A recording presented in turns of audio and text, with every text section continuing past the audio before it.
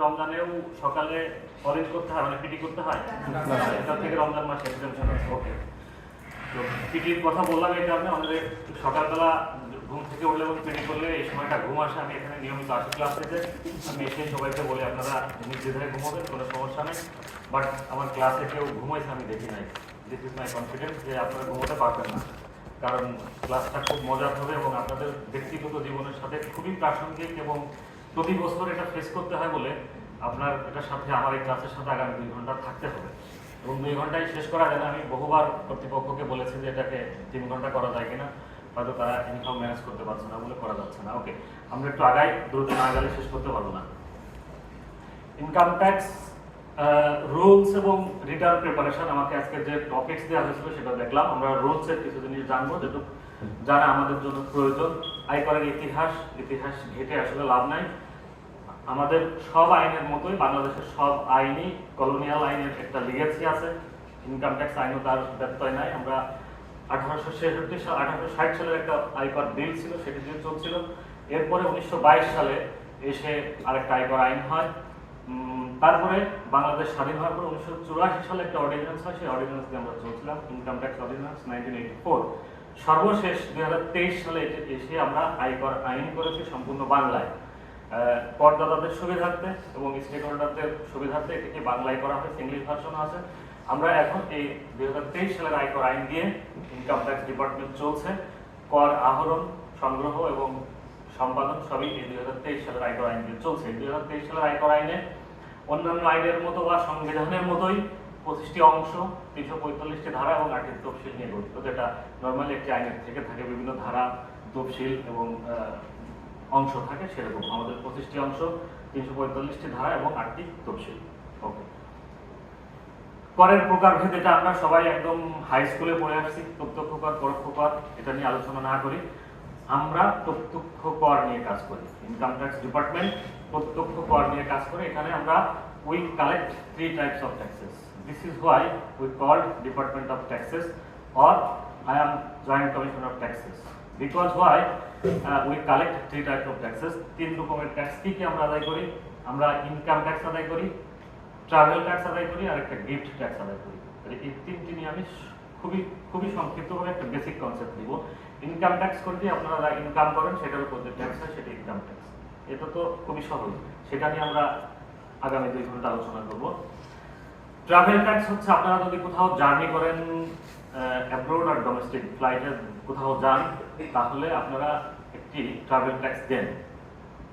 Air ফেয়ারের সাথে, প্লেনের ভাড়ার সাথে কেটে নেয়, জন্য আপনারা বুঝতে পারেন না।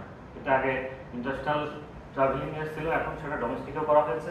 মানে আপনি যেখানেই ট্রাভেল করেন না কেন, তখন আপনাকে একটি ট্রাভেল ট্যাক্স দিতে হয়।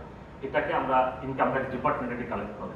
গিফট ট্যাক্স হচ্ছে বাংলাদেশে একটি দান কর আইন আছে, 1990 সালের দান কর আইন, কেউ গুগল করলেই পেয়ে যাবে, মাত্র 3 পৃষ্ঠার একটি আইন, দান কর আইন 1990।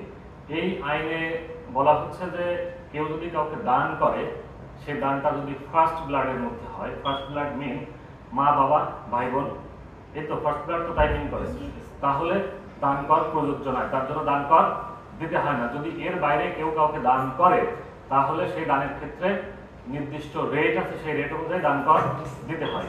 সেটি একটি আলাদা ক্লাস। আমি শুধু দান করের কনসেপ্ট দিলাম যে যদি দান কর, কেউ কাউকে দান করে এবং সেই দান যদি ফার্স্ট ব্লাডের বাইরে হয়, তাহলে তার জন্য দান কর প্রযোজ্য। আদারওয়াইজ মা বাবা ভাই বোন ইভেন স্ত্রী, তার মধ্যে দান কর প্রযোজ্য নয়। আর দান করের ক্ষেত্রে কারোর আইডিয়া আছে দান করের ক্ষেত্রে কে কর দিবে?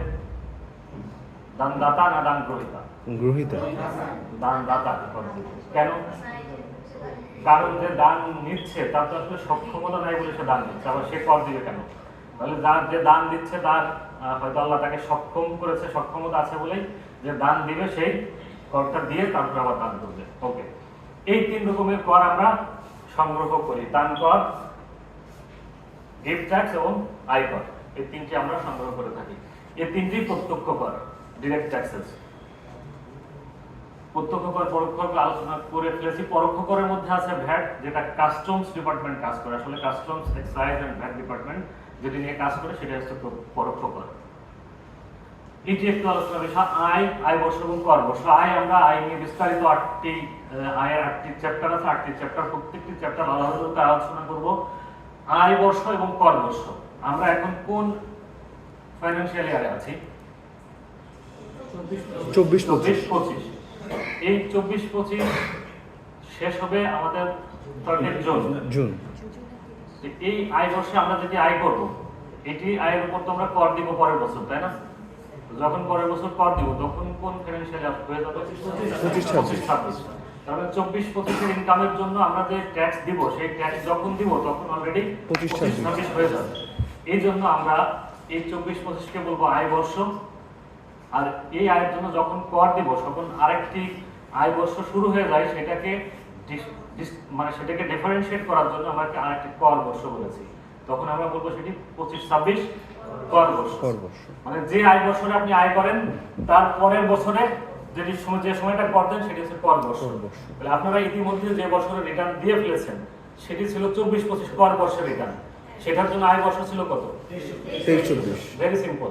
তাহলে আমি যদি বলি আয় বছরের ইমিডিয়েট পরের বছর কর বর্ষ, উল্টা করে বললে কর বছরের ইমিডিয়েট আগের বছরটা হচ্ছে আয় বর্ষ। Very simple. ওকে। আয় বর্ষ নরমালি আমাদের দেশে জুলাই টু জুন, বিভিন্ন দেশে বিভিন্ন রকম আছে। ইভেন আমাদের পার্শ্ববর্তী দেশ ইন্ডিয়াতেই এপ্রিল টু মার্চ, কোথাও ডিসেম্বর থেকে জানুয়ারি টু ডিসেম্বর, এরকম বিভিন্ন দেশে বিভিন্ন রকম এটা আছে। আমরা এখন টোটাল একদম ইনকাম ট্যাক্সের কোর জিনিসে ঢুকে যাচ্ছি, আয়ের খাত। আমি এটুকু একটু প্রিসাইজ করছি যাতে আপনাদের রিটার্ন প্রিপারেশনের সুবিধা হয়। তাহলে আয়ের খাত কেন আলোচনা করছি? যে এই 7টি বা 8টি খাত থেকে মানুষের আয় থাকতে পারে, এর বাইরে আয় থাকার কোনো সম্ভাবনা নাই, কোনো সুযোগ নাই। তাহলে এই 7টি খাত আমরা প্রত্যেকটি খাত একটি একটি করে আলোচনা করব যে এই 7টি খাতের আন্ডারে আমাদের কোনো ইনকাম আছে কিনা বা ভবিষ্যতে ইনকাম হতে পারে কিনা, বা অতীতে এই খাতে আয় ছিল আমরা না বুঝে সেটাকে অ্যাভয়েড করেছি, এরকমও থাকতে পারে। তাহলে এই 7টি খাত আলোচনা করার আগে আমি একটু প্রাথমিক ধারণা দেই। ইনকাম ট্যাক্স ডিপার্টমেন্ট কি করছে যে আপনার যে খাতে আয় থাক না কেন, যে খাতে আয় থাক না কেন, এই আয়টা অর্জন করতে যে আপনাকে তো অনেক খরচ করতে হয়। যেমন ব্যবসা, যদি ব্যবসায় এসে একটা ইনকাম করে তাহলে তার খরচ হয় কি, তার হয়তো মজুরি দিতে হয়, স্যালারি দিতে হয় শ্রমিকদের। যদি ব্যাংক লোন নিয়ে সে বিজনেস করে তাহলে ইন্টারেস্ট পে করতে হয়। এরপরে যদি সে একটা বিল্ডিং ভাড়া নিয়ে ব্যবসা করে বিল্ডিং এর ভাড়া দিতে হয়, ইত্যাদি ইত্যাদি খরচ তো আছে, তাই না?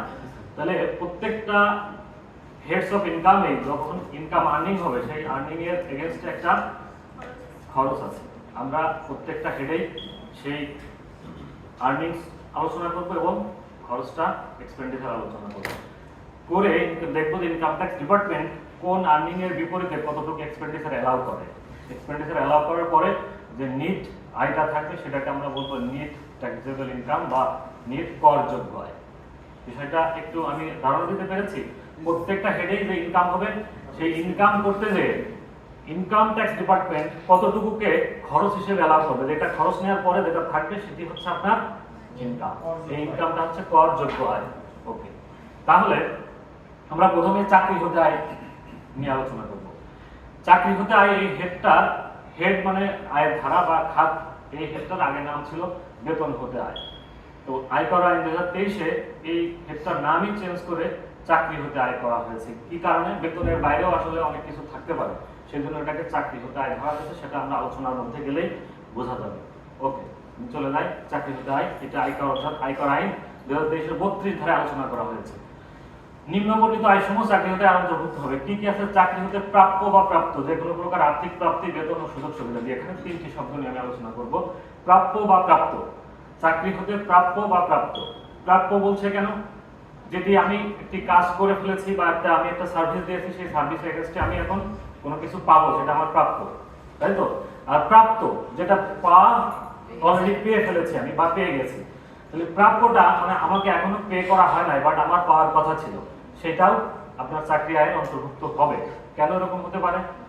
বেসরকারি চাকরির ক্ষেত্রে অনেকে হয়তো অ্যাপয়েন্টমেন্ট লেটারে বলা থাকে যে আপনার আজকে নিয়োগ দেওয়া হলো আপনাকে আজকে থেকে, কিন্তু বেতনটি কার্যকর হবে আগামী 3 মাস পরে। আপনার পারফরমেন্স দেখা হবে, যদি আপনি টার্মস কন্ডিশনস গুলো আপনি ফিল আপ করতে পারেন তাহলে আপনার বেতন আগামী 3 মাস পর থেকে কার্যকর হবে।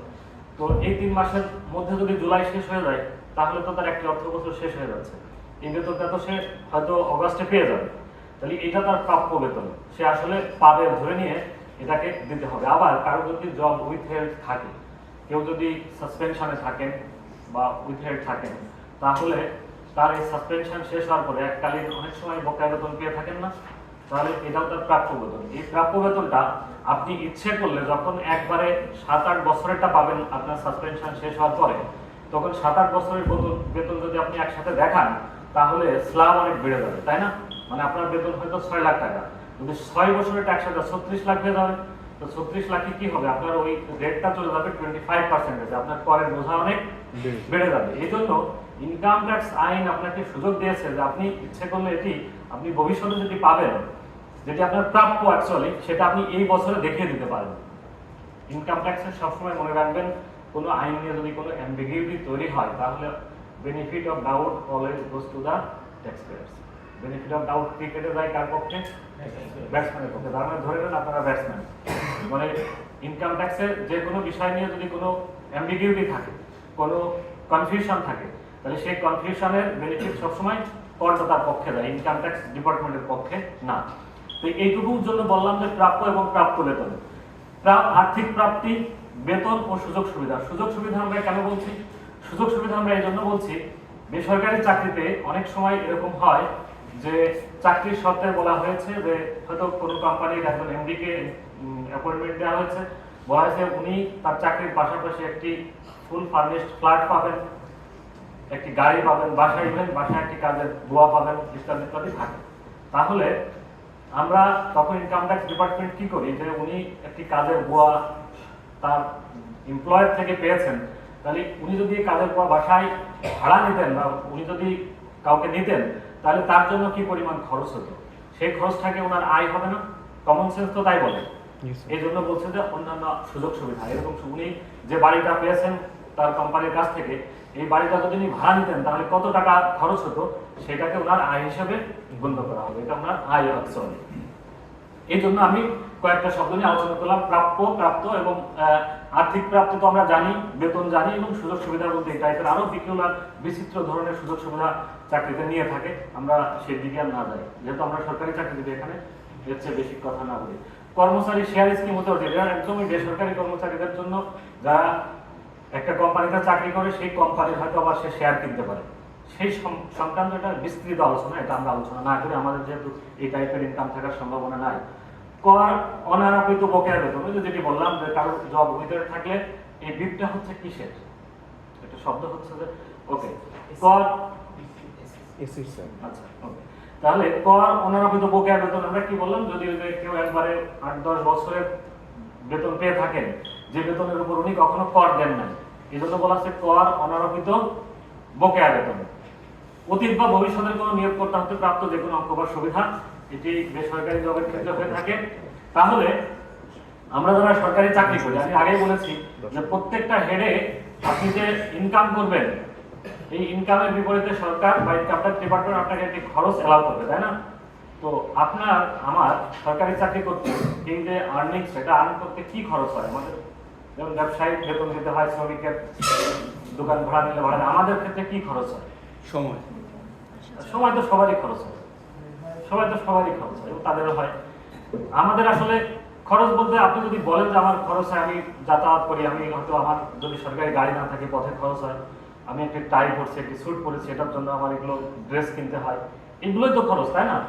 তাছাড়া কি আমাদের আর কোনো খরচ হয়? হ্যাঁ, বাসা ভাড়া তো তাদেরও হয়, সবার ক্ষেত্রে। তাদের তো বাড়ির নিজস্ব বাড়ি ভাড়ার জন্য ব্যবসায়ীকে আমরা খরচ দিচ্ছি না, তার মানে কি আমাদের তাদের তুলনায় খরচটা বা ওই টাইপের খরচ আমাদের কম। তারপরেও সরকার আমাদেরকে এই ক্ষেত্রে সুযোগ দিয়েছে যে আপনার এই আয়ের একটি অংশের উপর ট্যাক্স দিতে হবে আর একটি আয়ের উপর ট্যাক্স দিতে হবে না। সেটি কোনটি? একদমই একটি এসআরও দিয়ে বলে দিয়েছে যে সরকারি কর্মকর্তা কর্মচারীদের মূল বেতন এবং উৎসব ভাতা ব্যতীত যাবতীয় ভাতাদি আয়কর হতে অব্যাহতি প্রদান করা হলো। এক কথায় শেষ, মূল বেতন এবং উৎসব ভাতা। উৎসব ভাতা মানে দুইটা ঈদ বোনাস, নন মুসলিমদের ক্ষেত্রে তারা একসাথে যেভাবে নিয়ে থাকেন পূজার ভাতা দুইটি, সেটি। তাহলে কোনো কোশ্চেনারাইজ করার সুযোগ নাই। একটু পরে বলবেন স্যার উৎসব নববর্ষ ভাতা কি হবে, আমার ডিয়ার নেট অ্যালাউন্স কি হবে, কোনো কোশ্চেন করার কোনো সুযোগ নাই। শুধুমাত্র আপনার 12 মাসের মূল বেতন এবং দুটি উৎসব ভাতা ব্যতীত আপনি গভর্নমেন্ট এক্সচেকার থেকে যে টাইপের ভাতাই নেন না কেন সবই কর্মের চোরাই। বিষয়টি ক্লিয়ার? ওকে, কোনো সুযোগ নাই। কেউ বলছেন টিএ দিয়ে, কেউ বলছেন, কে বলছেন, আপনি কি বলছেন টিএ দিয়ে? টিএ দিয়ে কি হবে? তো টিএ দিয়ে কি আপনার ইনকাম? তাহলে এটা তো প্রশ্নই না, কারণ আপনি টিএ দিয়ে কনসেপ্টটা কি? আপনি হয়তো কোথাও গিয়েছেন সরকারি কাজে, আপনি পকেট থেকে খরচ করেছেন, তারপরে সেটা সরকার এক্সচেকার থেকে নেবেন। কারণ এটা যেখান থেকে আপনি আগে খরচ করেছেন দিচ্ছে, তার মানে এটা আয় হওয়ার কোনো সুযোগই নাই। এটা আপনি ট্যাক্স ফাইলে কখনো দেখাবেন না, দেখানোর সুযোগ নাই। যদি কোনটা এই যে আমি ক্লাস নিচ্ছি আমাকে অনারিয়াম দিবে, এটা আমার সম্মানী ভাতা, এটা তো আমি সরকারি কোষাগার থেকে নিচ্ছি না, এটা আমাকে এই কর্তৃপক্ষ দিচ্ছে। মানে আপনি আইবাসের মাধ্যমে যেটা নিচ্ছেন, যে সব ভাতা দিয়ে আছে আপনার স্যালারির সাথে, সেই সব ভাতা, উৎসব ভাতা এবং মূল বেতন ব্যতীত সবই কর্মরত। সেখানে কি থাকতে পারে? আপনার বৈশাখী ভাতা, আপনার মেডিকেল ভাতা, আপনার বাড়ি ভাড়া ভাতা, যাতায়াত ভাতা, শিক্ষা ভাতা, পাহাড়ি ভাতা, যারা পাহাড়ে চাকরি করেন পাহাড়ি ভাতা, র্যাব পুলিশে যারা চাকরি করে তাদের ঝুঁকি ভাতা, এইসব বিভিন্ন টাইপের ভাতা আছে। ওকে, তাই আমরা শুধু মনে রাখবো যে আমরা স্যালারির সাথে যত রকমের ভাতা নেই না কেন সবগুলোই কর্মমুক্ত এক্সেপ্ট মূল বেতন এবং ঈদের উৎসব ভাতা। ওকে,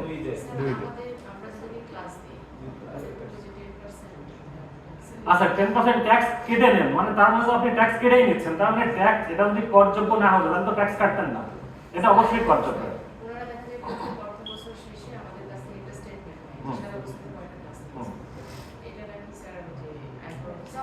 হ্যাঁ আমি এখান থেকে নেই, না নিলে আমি কিভাবে শো করবো? আমি এখানে কত ক্লাস নিয়েছি, কতগুলো, কত টাকা আমাকে দিয়েছে আর কত টাকা ট্যাক্স কেটে নিয়েছে, এটা তো আমার আয়কর ফাইলে দেখাতে হবে, এটা আমার ইনকাম, এবং এই ইনকাম এগেইনস্টে যারা ট্যাক্স অলরেডি কেটে নিয়েছে সেগুলো আমরা আলোচনায় আসবে, আমার এই আলোচনায় আসবে। আচ্ছা, অনেক গুরুত্বপূর্ণ কোশ্চেন আপনার মাঝে থাকতে পারে, একটু নোট রাখবেন, কারণ যেহেতু সময় কম, আপনার ওই প্রশ্নের আনসার হয়তো এই ক্লাসের মধ্যে হয়ে যেতে পারে, তাহলে আমার টাইমটা সেভ হবে। তারপরেও আমি একদম ক্লাস শেষে অন্তত 10-15 মিনিট আপনাদের প্রশ্ন নিয়ে সেগুলো মিট আপ করার চেষ্টা করব। তাহলে এই চাকরি হতে আয় আমাদের এই এসআর দিয়ে সেটাকে মিট আপ করা হয়েছে যে আপনার মূল বেতন এবং উৎসব ভাতা ব্যতীত যাবতীয় বেতন ভাতা দিয়ে সরকার আয়কর প্রদান হতে অব্যাহতি প্রদান করলো। তাহলে একটাই হেড আমরা আলোচনা করছি, এবার ভাড়া থেকে আয়। ভাড়া থেকে আয়, এই আয়টার আগে নাম ছিল গৃহ সম্পত্তি আয়, মানে কারো যদি কোনো গৃহ সম্পত্তি থেকে থাকে, লাইক কোনো বাড়ি অথবা ফ্ল্যাট, সেগুলো ভাড়া দিয়ে যদি কোনো আয় থেকে থাকতো তাকে আমরা বলতাম গৃহ সম্পত্তি আয়। সেটি চেঞ্জ করে বলা হয়েছে ভাড়া হতে আয়। কেন করা হয়েছে? গৃহ সম্পত্তি ছাড়াও মানুষ এখন অনেক কিছু ভাড়া দেয়, জমি ভাড়া দেয়, ফার্নিচার ভাড়া দেয়, গাড়ি ভাড়া দেয়, এরকম বিচিত্র সব জিনিস আছে যেগুলো মানুষ ভাড়া দেয়। ইভেন বিয়ে করতে যায় মানুষ যে ঈদ করে, সেটাও তো ভাড়া নেয়, তাই না? তাহলে এটা তো তার ভাড়া ইনকাম, তাই তো?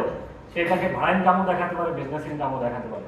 মানে আমরা পেয়ে থাকি বিচিত্র ধরনের মানুষ জিনিস আছে যেগুলো ভাড়া দিয়ে মানুষ ইনকাম করে থাকে, তাকে কোন হেডের আন্ডারে ফেলবো সেটা আমরা কনফিউজ হয়ে যেতাম, এই জন্য এটাকে বলা হয়েছে একদমই স্ট্রেট লাইন যে এটা ভাড়া হতে আয়।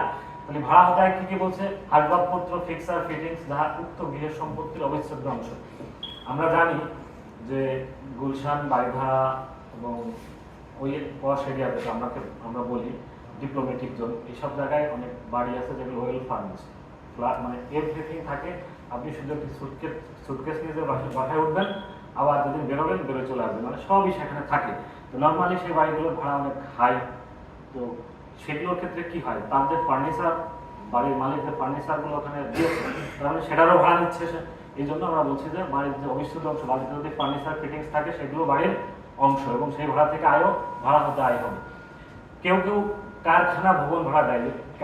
কেউ একজন বিজনেস করতেছিল, একটা গার্মেন্টস ছিল, কোনো কারণে পুঁজির অভাবে হোক বা উনি বিজনেস করতে চাচ্ছেন না, উনি আর ব্যবসা করবেন না, তাহলে উনি টোটাল গার্মেন্টস বা ফ্যাক্টরি প্রিমিসেস সহ পুরোটা ভাড়া দিয়ে দিতে পারেন। তাহলে এটা তার ব্যবসা ইনকাম তো না, এখন হবে তার ভাড়া। আগে তার ব্যবসা ইনকাম ছিল, এখন সেটা হয়ে যাবে ভাড়া হতে হয়। এরকম ভাড়া থেকে আয় আমরা পেয়ে থাকি। ওকে, এখন আমরা দেখবো এই ভাড়া আয় পরিগণনার ক্ষেত্রে কি কি বিষয়গুলো গুরুত্বপূর্ণ। কি কি বিষয় গুরুত্বপূর্ণ হচ্ছে যে বলছে ভাড়া আয় কি একটি সূত্র দিয়ে দিয়েছে যে মোট ভাড়া মূল্য ক = খ + গ + ঘ - এরকম একটা সব সূত্র দিয়ে দিয়েছে।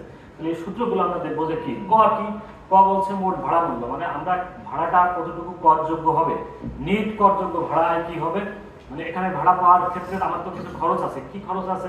হয়তো আমার একটা 5তলা ভবন আছে, সেখানে আমার একজন দারোয়ান রাখতে হয়, বাড়িতে পাম্প চলে সেটার বিদ্যুৎ বিল দিতে হয়, ইলেকট্রিক বিল দিতে হয়, পানির বিল দিতে হয়। এরপরে হয়তো আমি বাড়িটা করেছি কোনো লোন নিয়ে ব্যাংক থেকে, ব্যাংকের যে ইন্টারেস্ট পে করতে হয় সেটাও তো আমার খরচ। এই টাইপের খরচ কি কি বাদ দিব, দেওয়ার পর নেট করযোগ্য ভাড়ায় কি হবে সেটা আমরা দেখবো এখন। সেটি এই সূত্র দিয়ে বলছে যে ভাড়া মূল্য ভাড়া মূল্য ক সমান আমরা যে ভ্যালুটা পাবো সেটিকে আমরা বলবো নেট করযোগ্য বাড়ি ভাড়া হতে হয় বা ভাড়া হতে হয়। ওকে, খতে কি বলছে, ভাড়াপ্রাপ্ত বা বার্ষিক মূল্যের মধ্যে যেটি অধিক সেটি, এটি আমরা কেন বলছি, বলছে বার্ষিক মূল্য মানে আপনার একটা ফ্ল্যাট আছে, আমি যদি খুব সিম্পলি হিসাব করি, ফ্ল্যাটকে আপনি 20,000 টাকা করে ভাড়া দিয়েছেন, তাহলে এটার বার্ষিক মূল্য কত? 2,40,000, তাই তো? ইভেন এরকম হতে পারে যে ওই বাড়িটা ওই বছরে, ওই ফ্ল্যাটটা ওই বছরে 9 মাস ভাড়া ছিল, 3 মাস খালি ছিল, থাকতে তো পারে, তাহলে আপনার ভাড়া কত? 1,80,000। তো আয়কর আইন বলছে না, আপনি যখন বাড়ি ভাড়া কাউন্ট করবেন তখন বার্ষিক মূল্য এবং প্রকৃত ভাড়া এই দুটোর মধ্যে যেটি বেশি সেটি হিসাব করবেন। তাহলে বেশি কোনটি? তার মানে মূল কথা হচ্ছে আমরা বাড়িটা যে কয় মাসই ভাড়া থাকুক না কেন আমরা 12 মাসের সমান ভাড়া নেব, ঠিক আছে? তারপরে ওটা বাদ যাবে, কখন বাদ যাবে দেখছি। তাহলে কি হলো, খতে কি বলছে যে আপনার যে বাড়ি অথবা জমি যেটাই আপনি ভাড়া দিচ্ছেন না কেন সেটি ভাড়া দিয়ে আপনি 1 বছর বা 12 মাসে যা ভাড়া পাবেন সেটা হচ্ছে আপনার ক্ষয়ের ভ্যালু। গতে কি বলছে, অগ্রিম ভাড়া প্রকৃতির অর্থ যেন আমি অভিহিত হোক না কেন, আমরা অনেক সময় বাড়ি ভাড়া দিয়ে অ্যাডভান্স নেই না, বলি যে অ্যাডভান্স 3 মাসের অ্যাডভান্স। বড় বড় বাড়ির ক্ষেত্রে অনেক ক্ষেত্রে 10 কোটি 20 কোটি টাকা অ্যাডভান্স নেওয়া হয়। অনেক একটা কমার্শিয়াল বিল্ডিং সে ভাড়া দিচ্ছে, তখন সে ওটাকে কাজ করার জন্য বা ওটাকে ব্যবসা উপযোগী করার জন্য অনেক টাকা অ্যাডভান্স নিয়ে থাকে। তাহলে এই অ্যাডভান্স নেওয়ার জন্য যেটি নিচ্ছেন সেটিও এই বাড়ি ভাড়ার সাথে অ্যাড হবে। ক্লিয়ার? ওকে, এরপরে আমরা সার্ভিস চার্জ দিয়ে থাকি না, যারা ফ্ল্যাটে ভাড়া থাকে অনেক ক্ষেত্রে বাড়ি ভাড়া 25,000 আর 2,000 টাকা সার্ভিস চার্জ, তাহলে এই সার্ভিস চার্জও বাড়ি ভাড়ার অংশ।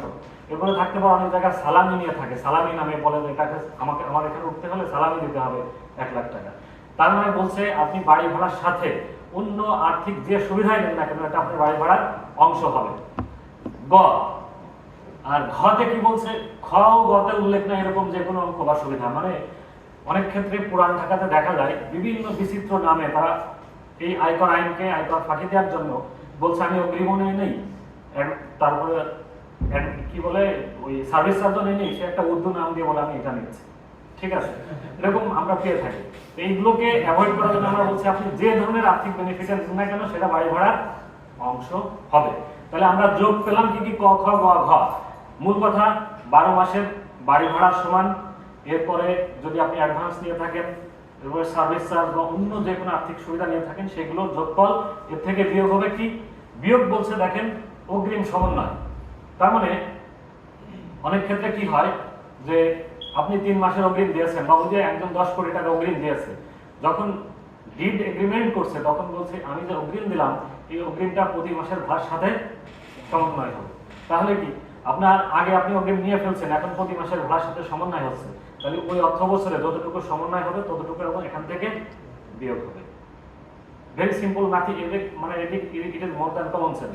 কমন সেন্সও বলছে আপনি যত অগ্রিম নিয়ে ফেলেছেন সেটা বাড়ি ভাড়ার অংশ, তাহলে এখন আপনি প্রতি মাসের একটা সমন্বয় হচ্ছে সেটা বাড়ি ভাড়া থেকে বিয়োগ করবেন। মাইনাস চতে বলছে শূন্যতা ভাতা। শূন্যতা ভাতা কি, যে আমি বললাম যে বাড়িটা 9 মাসের জন্য ভাড়া ছিল, কিন্তু আপনি তো তখন কাউন্ট করেছেন খ থেকে 12 মাসের, তাহলে যদি 3 মাস খালি থাকে 3 মাসের সমান ভাড়া থেকে এখন সেটি বিয়োগ করবেন। বিয়োগ করলে আপনার এই সূত্রেতে বিয়োগ করলে যা থাকে সেটা আপনার এখন নিট বাড়ি থাকে ইনকাম, ট্যাক্সেবল ইনকাম। কনফিউশন আছে কোনো? কমিশনারকে স্যার উপকর কমিশনারকে অভিহিত করতে হবে, আমরা আচ্ছা যদি বলছি, অভিহিত না হ্যাঁ করি। বলছি। স্যার যেহেতু এখানে হিসেবে করছেন যে 3 মাসে, মানে 3 মাসে অবধি ভাড়া দেয়, কিন্তু কিছু প্রতিষ্ঠান আছে ব্যবসায়িক প্রতিষ্ঠান যেহেতু মানে 3-4 বছরের জন্য তারা দেয়, মানে 5 কোটি টাকা অ্যাডভান্স 3 বছরের জন্য। এখন স্যার ওই যে টাকাটা তারা আপনি একবার বলছেন যে অ্যাডজাস্ট করার জন্য প্রতি মাসে, বা একবার অ্যাডজাস্ট করবো, অথবা ওই যে আমরা যে 3 কোটি টাকা বা 5 কোটি টাকা নিলাম ওই টাকাটা কি আমরা প্রতি বছরই কেনলি দেখাবো নাকি একবারের জন্য দেখাবো? হ্যাঁ আমি বলছি, আপনার question I got the question. মানে বলছে যে বড় ক্ষেত্রে 10 কোটি টাকা অ্যাডভান্স নেওয়া হয়েছে, তো ওই ডিড এগ্রিমেন্টে উল্লেখ থাকবে যে প্রতি মাসের ভাড়ার সাথে কতদিন সমন্বয় হবে বা কত বছর যাবত সমন্বয় হবে। তাহলে আমার যদি 5 বছর যাবত বলা থাকে ওই ডিডে যা বলা থাকবে ঠিক সেই অনুযায়ী ট্রিটমেন্ট হবে। প্রতি 1 বছরে তাহলে যদি 3 বছর বললো যে আমার এই 10 কোটি টাকা সমন্বয় হবে, তাহলে প্রতি মাস ওই বছরের কত অংশ আসছে 12 মাসের সাথে সমন্বয় হবে, তারপরে আবার বছর যাবে, এরকম 3 বছরে ওটা সমন্বয় হবে। অ্যাডভান্স কিন্তু ফেরত দেওয়া লাগে। না, অ্যাডভান্স যদি সমন্বয় হয় তাহলে তো অ্যাডভান্স পরে ফেরত পাবে, এটা তো ভাড়ার সাথে সমন্বয় হচ্ছে, কিন্তু অ্যাডভান্স তো তার থেকেই গেছে, তার অ্যাকাউন্টে যে বাড়ির মালিক তার কাছে তো অ্যাডভান্স থেকেই গেছে, সে অ্যাডভান্স তো সে ফেরত দিবেই। Very simple. ওকে, একটা কোশ্চেন ছিল যে ওই যে অংশের উপকার কমিশন অভিহিত করতে হবে, কি অভিহিত করতে হবে? Good question. মানে আপনার বাড়ি যদি খালি থাকে তাহলে যে মাসে খালি থাকছে সেই মাসে আপনাকে, আপনি যে সার্কেলের করদাতা তাকে যে অবহিত করতে হবে আমার বাড়িটা খালি আছে। কেন? কারণ যদি তারা যাচাই না করে, আপনি তো বলতে পারেন আমার বাড়িটা 12 মাসে খালি ছিল, আমি তো ট্যাক্স নিচ্ছি পরের বছরে যাই, তো ওই সময় খালি ছিল কিনা আমি তো তখন যা বুঝতে পারবো না, তাই না? যেহেতু আমার অ্যাকাউন্টিং এর 1 বছর আগে আর ট্যাক্স ইয়ার পরে, তো আপনি যে বছরের জন্য ট্যাক্স দিচ্ছেন পরের বছরে যে আপনি বলবেন যে আমার বাড়িটা 6 মাস খালি ছিল, তো 6 মাস খালি ছিল, তো আমি তো ওই 6 মাস পরে সেটা যাচাই করতে পারবো না, তাই না? এই জন্য বলা হচ্ছে যদি কারো বাড়ি খালি থাকে তাহলে ওই মাসে উপকর কমিশনারকে অবহিত করতে হবে যে আমার বাড়িটা খালি আছে, তখন হয়তো ইন্সপেক্টর পাঠিয়ে বা ট্যাক্স ডিপার্টমেন্ট থেকে কাউকে পাঠিয়ে যাচাই করবে যে আসলে খালি আছে কি না। আর একটি বিষয় আমি লাল কালে লিখেছি যে কোনো কোনো ক্ষেত্রে বাড়ি একাধিক মালিকানা থাকতে পারে। একটি বাড়ি হয়তো আপনারা 3 বোন হতে পারে বা 2 ভাই, তারা উত্তরাধিকার সূত্রে পেয়েছেন, তাহলে এই বাড়ির মালিকানা তো ফিক্স করতে হবে আগে। বলছে এই বাড়ির মালিক কে কতটুকু অংশ, তাহলে সেই অংশ অনুযায়ী এই যে বাড়ি ভাড়া, আমি সাপোজ এই পদ্ধতি অ্যাপ্লাই করে ক সমান 10 লাখ টাকা পেলাম যে নিট করযোগ্য, এটার মালিক 2 জন, তাহলে 2 জনের অংশে সমান সমান 5 লক্ষ টাকা করে নিট করযোগ্য আয় হবে। যদি এরকম ঘটে থাকে যে আমরা বাড়ির মালিকানা ডিফাইন করতে পারছি না, সেই ক্ষেত্রে কি করা হয়? খরচ কম দেওয়া হয়। কি খরচ কম দেওয়া হয় আমরা একটু আসি। তাহলে এখন তো আমরা পেলাম কি এই যে হ্যাঁ স্যার, উত্তরাধিকার সূত্রে যদি ধরেন স্যার আমি একটা বাড়ি পেয়েছি, তো সেক্ষেত্রে কি ওটারও আমার কর দিতে হবে? অবশ্যই, এটা তো মালিক আপনি সেখান থেকে আর্ন করেন, এটা আপনার ইনকাম। কর কেন ওই দিতে হবে? বাড়ি ভাড়া থেকেও দিতে হবে? অবশ্যই দিতে হবে, এটা আপনার ইনকাম। আমরা ইনকাম কি আলোচনা করি? এই যে 8টা হেড, এই হেডের আন্ডারে আপনার যদি কোনো ইনকাম থেকে থাকে সেইগুলোর অ্যাগ্রিগেট, সেগুলোর সমন্বিত করে তারপর আপনার ট্যাক্স হবে। নট লাইক যে আপনি শুধু চাকরি করেন আপনার চাকরি থেকে ইনকামের উপর ট্যাক্স দিতে হবে, তা না। ওইটার থেকেও মানে সবগুলো সব আপনার যোগ, এই সমস্ত আপনার দায়িত্ব- কৃষি আয়, হ্যাঁ করার পরে আপনার কৃষি আয় থাকতে পারে, আপনার স্যালারি ইনকাম থাকতে পারে, আপনার বাড়ি ভাড়া ইনকাম থাকতে পারে, মানে সবাই যোগ হয়ে তারপরে আপনার ট্যাক্স হবে। ওকে, হ্যাঁ স্যার, এই যে বাড়ি যদি থাকা মানে ভাড়া না থাকে সেটা 30 তারিখের মধ্যে উপকর কমিশনকে জানাইতে হবে 3 মাস আছে। যদি ধরেন আমি চাকরি করি, আমার ইনভেস্টিগেট জায়গায় আমি আরেক জায়গায় আছি, সেক্ষেত্রে মানে জানাবো। এটা চিঠি লিখে দিবেন, একটা চিঠি লিখে দিবেন, একটা মেইল করে দিবেন, যে কোনো মাধ্যমে জানাবেন। আর এটা নিয়ে তো অডিট হওয়ার কিছু না, আমরা এগুলো আইনে করা হয়েছে, আমরা অত দেখি না, এটা দেখার সময় আছে, এটা নিয়ে এত সময় দেখার সময় নাই। কার বাড়ি কোথায় খালি আছে কোন কয় মাস, এটা দেখে যে আমি অন্যদিকে বড় একটা রেভিনিউ আমার লস হয়ে যাবে, আমার এত সময় না, এটা নিয়ে অডিট হয় না। ওকে, তাহলে আমরা এখন এই যে যেটা পেলাম ক সমান তার একটা এটা ভাড়া পেলাম যে কত পেল, এইগুলো বাদেও তার আর কিছু খরচ হতে পারে। কি খরচ হতে পারে? আমি এখানে যে আলোচনাগুলো করেছি এর মধ্যে কিন্তু তার বাড়ির ওই ভাড়া কালেকশন করতে যে খরচ হয়, কি খরচ হয়? হয়তো সে দেশের বাইরে থাকে, সে একটা শ্রমিক লাগছে, একজন লোক লাগছে, সে তার ভাড়া কালেকশন করে, তাহলে তার বেতন দিতে হবে। বাড়িতে পাম্প চলে, সেগুলো কিন্তু আমি নেই বিদ্যুৎ এখানে নেওয়া হয়েছে, নেওয়া হয় নাই। তাহলে এখানে 2টা জিনিস মনে রাখবেন, যদি আপনি যে বাড়িটা ভাড়া দিয়েছেন সেটা যদি কমার্শিয়াল পারপাসে ইউজ হয়, তাহলে আপনি এই যে অঙ্ক পেয়েছেন এটা 30% আরো খরচ পাবেন। এটা পর আরো 30% থাম রুল, যে আপনি 30% যদি বাড়িটা কমার্শিয়াল পারপাসে ইউজ হয় 30% খরচ পাবেন, আর বাড়িটা যদি রেসিডেন্সিয়াল পারপাসে ইউজ হয় তাহলে 25% খরচ পাবেন। বিষয়টা ক্লিয়ার? ওকে। আর এই যে বলা হয়েছে বাণিজ্যিক উদ্দেশ্য হলে 30%, আবাসিক উদ্দেশ্য হলে 25%। যদি এরকম হয় বাড়িটা রেসিডেন্সিয়াল নাকি কমার্শিয়াল এটা আমরা বুঝতে পারছি না, তখন কি হবে? তখন 10% মাত্র খরচ পাবেন। অদ্ভুত না? এরকম হতে পারে যে বাড়িটা কমার্শিয়াল নাকি রেসিডেন্সিয়াল বোঝা যাচ্ছে না, এরকম হতে পারে। কিরকম কেউ উদাহরণ দিতে পারে? না, সেটা তো বলা থাকে ওই যখন বাড়িটা রাজুক থেকে বা যেখান থেকে অনুমোদন নিয়েছেন লেখা থাকে 10 তলা বিল্ডিং কমার্শিয়াল কাম আবাসিক, 3 তলা পর্যন্ত কমার্শিয়াল, তার উপর আবাসিক, এরকম বলা থাকে।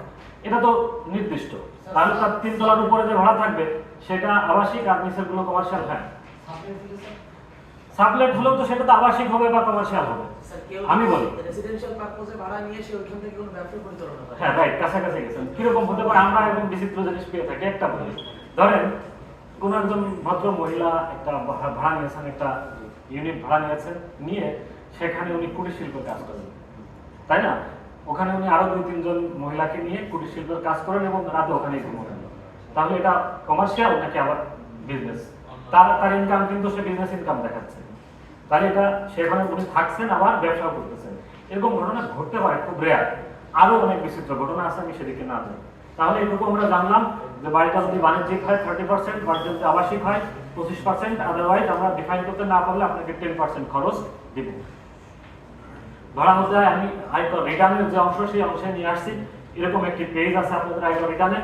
আপনি যে বাড়িটা ওন করেন, যে বাড়ির মালিক বা ফ্ল্যাটের মালিক, এইখানে লিখবেন যে আমার লালমাটিয়া ব্লক এ বা কোনো জায়গায় একটা ফ্ল্যাট আছে যেটির আয়তন এত, ভাড়া দিয়েছি, বছরে বাড়ি ভাড়া পেয়েছি এত টাকা দিয়ে, তারপরে এখানে দেখেন খরচগুলো আছে, আপনি আবাসিক উদ্দেশ্য হলে কত পাবেন ইত্যাদি ইত্যাদি। বাড়ি ভাড়া নিয়ে আর কোনো কনফিউশন আছে?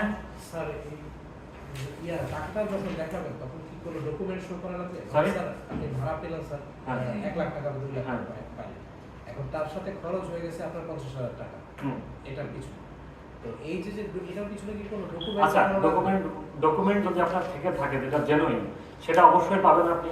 কিন্তু আপনি যদি বলেন যে আপনি 50,000 টাকা বাড়ি ভাড়া পেয়েছেন, কিন্তু 60,000 টাকা আপনি দারোয়ানের বেতন দিয়ে ফেলেছেন, তো এটা তো রেডিকুলাস, তাই না? তো এই জন্য বলেছে যে এই সব খরচ বাড়াতে পারে বলে ওই খরচটা কিন্তু লিমিট করে দিয়েছে যে আপনি যা পাবেন তার 25%-এর বেশি পাবেন না। ইভেন এরকম হতে পারে যে আপনি একটা ফ্ল্যাট কিনছেন লোন নিয়ে, তাহলে এই লোনের যে ইন্টারেস্ট পে করছেন, বাড়ি ভাড়া ছিলেন ইন্টারেস্ট বেশি, সেক্ষেত্রে আপনার বাড়ি ভাড়া ইনকাম নেগেটিভ হবে, নেগেটিভ হতে পারে। হ্যাঁ, ভাড়া যে উঠায় অনেক সময় তো স্যার ডকুমেন্ট থাকে না, দেখা যায় যে একটা কাগজের মধ্যে থাকে না, এগুলো আমরা জানি, আমরা তো সমাজের অংশ, আমরা তো সমাজের বাইরে না।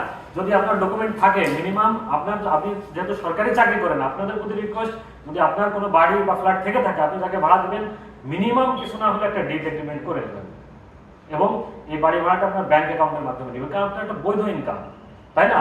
আপনি নিজের বাড়ি আছে, পৈতৃক হোক আর কিনা, তাহলে দুটি কাজ করবেন। একটা হচ্ছে আপনার যে স্যালারি অ্যাকাউন্ট যেটা, সেই অ্যাকাউন্টে বাড়ি ভাড়াটা নেওয়ার চেষ্টা করবেন, আর মিনিমাম একটা ডিড করে নেবেন। এই দুটা ডকুমেন্টই এনাফ। ডিড কি স্যার আমরা ওই যে স্ট্যাম্প স্ট্যাম্পে এটা কিছু বলা নাই, করাইনি, কিছু বলা নাই, এটা হলেই হয়। আমি যে বাড়িতে ভাড়া থাকি, আমি 100 টাকা স্ট্যাম্পে ভাড়া চুক্তি করে নিয়েছি ওই ভদ্রলোকের সাথে। ওকে, তাহলে ডকুমেন্টেশন দুইটা জিনিস ইম্পর্টেন্ট, ডিড অফ এগ্রিমেন্টটা এবং আপনি এই বাড়ি ভাড়াটা ব্যাংক অ্যাকাউন্টের মাধ্যমে নেবেন। তাহলে আমরা দুটি হেড আলোচনা করে ফেলছি। এবার কৃষি আয়। কৃষি আয় আমাদের থাকতে পারে, কারণ আমরা অনেকেই হয়তো কৃষি জমি কিনেছি কেউ, অথবা ইনহেরিটেডলি পেয়েছি, তাহলে সেখান থেকে যদি কোনো ইনকাম হয়ে থাকে সেটাকে আমরা কৃষি আয় বলবো। যদি শুধু একটি এখানে বিচিত্র বিষয় আছে, সেটি হচ্ছে যদি কেউ চাষ করেন, চাষ অথবা রাবার চাষের সাথে যুক্ত থাকেন, তাহলে আপনার যে ইনকামটা টোটাল হবে, সেই ইনকামের 40% হবে ব্যবসা ইনকাম আর 60% হবে কৃষি ইনকাম। এরকম কেউ আছেন এখানে? চা বাগান আছে বা রাবার বাগান আছে, ওকে, তাহলে সমস্যা নাই। এরপরে কৃষি আয়ের অন্তর্ভুক্ত কি হবে সেগুলো আমরা বলছি, যে এখানে উদ্যান পালন, মানে যারা নার্সারি করেন, এরপরে পশু পাখি পালন, ভূমির প্রাকৃতিক ব্যবহার, হাঁস মুরগি, মাছের খামার, সরীসৃপ, এখন তো সাপেরও চাষ হয়, তাই না? সাপ, তারপরে কি যেন কুমিরের চাষ, হ্যাঁ, তারপরে নার্সারি, ভূমিতে বা জলে যে কোনো প্রকার চাষ, আবার ডিম দুধ উৎপাদন, কাঠফিল্ম, এগুলো দেখে নিয়ে আর কি। এগুলো থেকে যদি কোনো ইনকাম থেকে থাকে সেটাকে আমরা বলছি কৃষি ইনকাম। বিশেষ কৃষি আমি একটি লিখছি, এটি কি একটু ধারণা দেবো। ধরেন আপনি কৃষিকাজের সাথে যুক্ত, বা আপনি নিজে কৃষিকাজ না করলেও আপনার ল্যান্ডগুলো অন্য একটা লোককে দিয়ে করান, তাহলে আপনি কোনো একটা বছর একটি কৃষি সরঞ্জাম কিনেছিলেন, সেটা হতে পারে পাওয়ার টিলার হতে পারে বা সেচ পাম্প হতে পারে, তাই না? বা একটা কৃষি সরঞ্জাম আদি কিনছেন, সেটা আপনার এই কৃষিকাজের অংশ। 5 বছর পরে যদি আপনি এটা সেল করে দেন, এমন হতে পারে আপনি যেটা দিয়ে কিনছিলেন যে দামে, তার চেয়ে বেশি দামে বিক্রি করছেন, হতে পারে না? অবশ্যই হতে পারে। সেক্ষেত্রে আপনি এখানে ওই কৃষি সরঞ্জাম বিক্রি করে যে অতিরিক্ত লাভ করলেন, সেটি আপনার কৃষি আয় হবে। এরকম ঘটনা অহরহ বাংলাদেশে ঘটতেছে। কি কারণে? হ্যাঁ, প্লিজ। স্যার আমি যদি নিজে ভোগের জন্য ধান উৎপাদন করি, সেক্ষেত্রে কি ওটা আইতে দেখাতে হবে? অবশ্যই দেখাতে হবে। কি কারণে?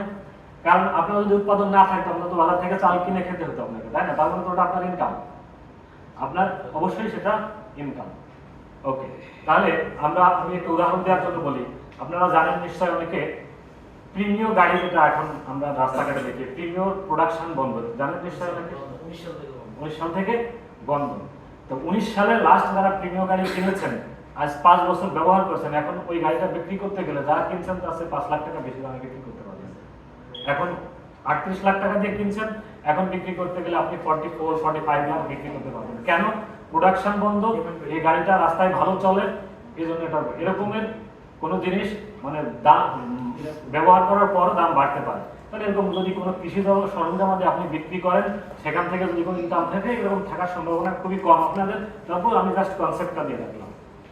এইবার তাহলে আমরা কৃষি আয় একটা পেলাম। কৃষি আয়টাকে আপনি ফসল বিক্রি করে অথবা আপনি বর্গা দিয়েছেন, তাহলে বর্গা তার কাছ থেকে যে টাকাটা নিয়েছেন, বর্গার ক্ষেত্রে আপনার তো কোনো খরচ নাই, আছে? তাহলে ওই বর্গা যেটা আপনি তার কাছ থেকে পেয়েছেন সেটা আপনার নিট কৃষি আয়। আর যদি আপনার বর্গা না থাকে, আপনি চাষাবাদের সাথে যুক্ত থাকেন, তাহলে ফসল বিক্রি করে যে টাকাটা পাবেন সেই টাকা থেকে 60% খরচ ইনকাম ট্যাক্স ডিপার্টমেন্ট অ্যালাউ করছে। তার মানে আপনি যদি 100 টাকার ফসল বিক্রি করেন, 60 টাকা খরচ, 40 টাকা আপনার কৃষি থেকে নিট করযোগ্য হয়। ক্লিয়ার? ওকে। আর্থিক পরিসম্পদ হতে আয়। আর্থিক পরিসম্পদ কি? আর্থিক পরিসম্পদ হতে আয় বলছি, আমি বলে থাকি যে আমরা যারা সরকারি চাকরি করি তাদের কিছু না থাকলেও 2টা হেডের ইনকাম আছে কনফার্ম। কি কি? চাকরি থেকে আয় তো আছে, যেহেতু আপনি চাকরি থেকে আয় করছেন, আর যেহেতু আপনি সরকারি চাকরি করেন, আপনার আয়বাস থেকে স্যালারিটা ব্যাংকে যায়, সেই ব্যাংক অ্যাকাউন্ট নিশ্চয়ই একটি সেভিংস অ্যাকাউন্ট, তাই না? এই সেভিংস অ্যাকাউন্টে স্টেটমেন্ট তুলে দেখবেন জুন মাসে এবং ডিসেম্বর মাসে আপনাদেরকে একটা ইন্টারেস্ট দেওয়া হয়, সেটা 1 টাকা হোক 2 টাকা হোক, তাহলে এটা তো আপনার ইনকাম, তাই না? আমরা কখনোই এটা শো করি না বা বুঝি না, বোঝার চেষ্টা করি না। আপনি ইনকাম স্টেটমেন্টটা, স্যালারি স্টেটমেন্টটা তুলবেন, ব্যাংক স্টেটমেন্টটা তুলবেন 1 বছরে, তুলে দেখবেন সেভিংস অ্যাকাউন্টে কোনো ব্যাংক হাফ ইয়ারলি, কোনো ব্যাংক ইয়ারলি একটা ইন্টারেস্ট আপনাকে ক্রেডিট দেয়। সেখান থেকে আবার ট্যাক্সও কেটে নেয়, টিডিএস থাকে। সেখানে ট্যাক্স কখনো 15% কেটে নেয়, কখনো 10% কেটে নেয়। কেন এরকম? যদি 3 দেওয়া থাকে, মানে টিআইএন যদি আপনার ব্যাংকে দেওয়া থাকে, তাহলে 10% কাটে, আদারওয়াইজ তারা 15% কাটে। তাহলে আমি ধরে নিতে পারি যে আপনাদের কোনো অন্য যে হেডগুলো আমরা পড়লাম, কৃষি ইনকাম, বাড়ি ভাড়া ইনকাম, এগুলো না থাকলেও আর্থিক পরিসম্পদ দায় আপনাদের নিশ্চয় আছে, সেটা যত নমিনাল হোক নাই কেন। ওকে, তাহলে এই আর্থিক পরিসম্পদ থেকে আমরা দেখবো যে আর্থিক পরিসম্পদের মধ্যে কি কি আছে। এটা সঞ্চয়পত্র হতে পারে, ডিপিএস হতে পারে, শেয়ার বাজারে বিনিয়োগ হতে পারে, এফডিআর হতে পারে, ইত্যাদি ইত্যাদি। যেরকম আপনার মেটলাইফ, আলিকো হতে পারে। এগুলো থেকে যত ইনকাম হবে সেগুলোকে আমরা বলছি আর্থিক পরিসম্পদ হতে আয়। তাহলে এইখানে আপনি খরচ কি পাবেন আমরা ধরে নিলাম। এটা তো আর ইনকাম কি হবে বলার স্কোপ না, ইনকাম তো আপনার অ্যাকাউন্টে যা ক্রেডিট হবে সবই আপনার ইনকাম, তাই না? এখন খরচ কি পাবেন এখানে? এটা করতে যে আপনার কি খরচ হয়, এই আর্ন করতে যে কি খরচ হয়? কোনো খরচ হয়? হয় না, কোনো খরচ হয় না। কিন্তু আমি বলবো যে কিছু খরচ হয়। কিরকম কিছু খরচ হয়? যেমন আপনি বলছেন যে আমি যদি বলি আপনার অ্যাকাউন্টে 800 টাকা জমা হয়েছে, ইন্টারেস্ট জমা হয়েছে, সেখান থেকে 80 টাকা ট্যাক্স কেটে নিয়েছে। এর বাইরে আপনার বছরে সার্ভিস চার্জ কেটে নেয় না ব্যাংক, প্রাইভেট ব্যাংক যেগুলো, লাল বাংলা, বন্ধন ব্যাংক, এরা তো সার্ভিস চার্জের শেষ নাই। মোবাইল সার্ভিস চার্জ কাটে, কি নাম দিয়ে টিভিও সার্ভিস চার্জ, কত রকমের সার্ভিস চার্জ কেটে নেয়, সেগুলো তো আপনার খরচ। এই খরচগুলো পাবেন। বাট যেটা ভুল হয়ে থাকে, ধরেন সঞ্চয়পত্র 15 লাখ টাকা, সঞ্চয়পত্র থেকে আপনি 1.5 লাখ টাকা ইন্টারেস্ট পেয়েছেন, আর এখান থেকে 1500 টাকা ট্যাক্স কেটে দিয়েছে, তাহলে আপনাকে দিছে কত? 1350 টাকা, তাই না? তাহলে আপনার ইনকাম কত? ইনকাম কত শো করবে? আপনার ইনকাম এখানে কত? আরো সহজ করে বলে, আপনি 100 টাকা ইন্টারেস্ট পেয়েছেন, সেখান থেকে 10 টাকা ট্যাক্স কেটে দিয়েছে, আপনি পেয়েছেন 90 টাকা, আপনাকে দিয়েছে, তাহলে আপনার ইনকাম কত এখানে? 90 টাকা। ইনকাম হচ্ছে 100 টাকা, কারণ আপনার তো এখানে ইনকাম 100 টাকা। এই 100 টাকায় আপনার ইনকাম হিসেবে আসবে। ইনকাম ক্যালকুলেশন করার পর আপনার যে ট্যাক্স আসবে, সেই ট্যাক্স থেকে 10 টাকা মাইনাস হবে, বাট ইনকাম আপনার 100 টাকা। একটু যেন ভুল না হয়। তাহলে আপনার এই ইনকামের ক্ষেত্রে আপনার খরচ, যেমন সঞ্চয়পত্রের ইনকামের ক্ষেত্রে আপনি কোনো খরচ পাবেন না, কারণ ওখানে অন্য কোনো খরচ তারা কাটে না, শুধু ট্যাক্সের খরচটাই কেটে নেয়। তাহলে আপনার সঞ্চয়পত্রের ইনকাম, অন্যান্য ইনকাম যেটা, সেটা থেকে যে ট্যাক্স কেটে নেয় সেটাকে কখনোই বিয়োগ করে ইনকাম দেখাবেন না, সেটা সহই আপনার ইনকামটা শো করতে হবে। তাহলে খরচ কি হতে পারে? ওই যে ব্যাংক সার্ভিস চার্জ কেটে নিয়েছে, ইত্যাদি ইত্যাদি। আমি আরেকটু বিচিত্র একটা অভিজ্ঞতার কথা বলবো বা একটা ইনকামের কথা বলবো, সেটা শুনলে আপনারা বুঝবেন যে খরচটা কি পেতে পারে। যেমন আমাদের বর্তমান ব্যাংকিং সেক্টরের যে বিভিন্ন অ্যানোমালিজ আমরা পেপার পত্রিকা সোশ্যাল মিডিয়ায় দেখছি, সেরকম একটি ঘটনা বলি। ধরেন একটি ব্যাংক বলছে যে আমার ব্যাংকে যদি আপনি এফডিআর করেন তাহলে আপনাকে 11% ইন্টারেস্ট দিব, আর আরেকটা ব্যাংক বলছে যে আমি আপনাকে লোন দিব 7% ইন্টারেস্টে। তাহলে ওই ভদ্রলোক 7% যে ব্যাংক দিচ্ছে সেই ব্যাংক থেকে 2 কোটি টাকা লোন নিয়ে ওই ব্যাংকে যদি এফডিআর করে রাখে তাহলে সে 11% ইন্টারেস্ট পাচ্ছে। তাহলে তার এখানে একটা প্রফিট হচ্ছে না? আমি কি বুঝাইতে পারছি? একজন ভিক্ষারিত্ব ভিক্ষা করতে গেলে মিনিমাম একটা থালা লাগে, এই ভদ্রলোকে তো তাও লাগে না। সে 2 কোটি টাকা এক ব্যাংক থেকে লোন নিয়ে আর এক ব্যাংকে এফডিআর করে রাখতেছে। হ্যাঁ, তো আমাদের এই আর্থিক খাতের দুরবস্থার কারণ এগুলো যে দেশের ইকোনমির জন্য কি পরিমাণ ক্ষতি। হ্যাঁ, আমি তো বললাম যে একজন বেকারিত্ব একজন থালা লাগে, তো তাও লাগে না, সে একদমই পরের টাকা দিয়ে ব্যবসা করে চলে যাচ্ছে। তাহলে যদি এরকম ইনকাম থেকে থাকে তাহলে সে আবার কি করবে?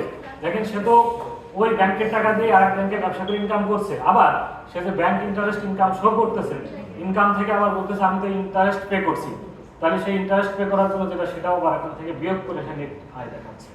কারণ সে বলছে আমি এখানে ইন্টারেস্ট আমি এই ব্যাংকে এফডিআর করছি, ওই ব্যাংক থেকে লোন নিই, তাহলে লোন পরিশোধ করছি সেটা এখান থেকে বিয়োগ যাবে, সে এখানে এই খরচটা পাবে। সে এগুলোকে এই লুপনগুলো এখন একটু করার চেষ্টা করা হচ্ছে, এরকম ঘটনা না লিগ্যাল কেন আই ডোন্ট নো। এটা